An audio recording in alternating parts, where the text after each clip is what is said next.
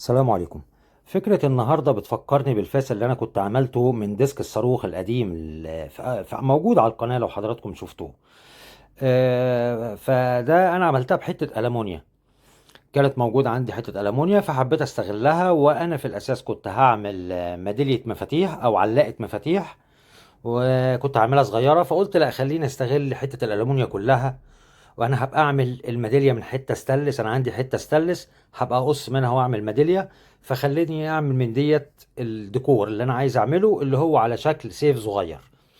فان شاء الله الفيديو يعجبكم، كمل معايا الفيديو وقول لي رايك في التعليقات، اذا كنت المفروض كنت عملت حاجه تكون افضل من كده.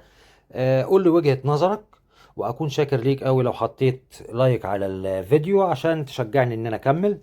وان شاء الله الفترة اللي جاية انا هعمل شوية ديكورات صغيرة كده من هذا القبيل يعني. ويا رب تعجبكم.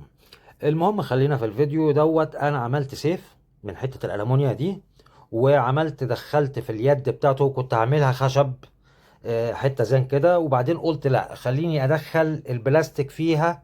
انا عايز دي تبقى في النص كده بتاعت اليد اسود، اكني لافف عليه خيط او اكني لافف عليه زي السيوف ما بتبقى مثلا عاطي فيها حته ديكور كده.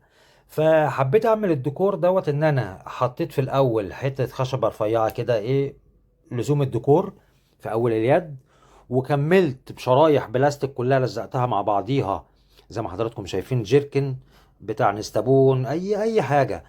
رحت جاي واخده وقاطعه، وده برضو بيفكرني بالفيديو اللي انا عملته، ودخلت بلاستيك والمونيا بتاعت البيبسي والكنز وكده في العلبة اللي انا عملتها. فهنا انا دخلت البلاستيك بس في اليد. زي ما قلت لحضراتكم عملت في اولها قطعة خشب صغيرة، وعملت قطعة خشب قفلت بيها. انا ممكن استعمله ان انا اعمله برضو علقة مفاتيح، يعني ممكن اخرم فيها من تحت واعملها علقة مفاتيح، بس انا شايفها هتبقى كبيرة وشايفها ديكور هيبقى شكلها لذيذ، فرحت مكمل على انها ديكور. فاشتغلت الفيديو وكملته على اساس ان هو ديكور، ورحت جاي اعمل لها حته مربعه كده قاعده وحاططها فيها، بقى شكلها شيك وهي محطوطه على الرف في البيت، جميله. اتمنى الفيديو يعجبكم، وزي ما قلت لحضراتكم اللايك بيشجعني، فما تنساش تحط لي اللايك الجميل بتاعك. وما تنساش لو انت مش مشترك واول مره تشوفني، يا ريت تشترك في القناه وخد لفه كده في القناه، في شويه حاجات ممكن تعجبك. وان شاء الله اشوفكم على خير، السلام عليكم.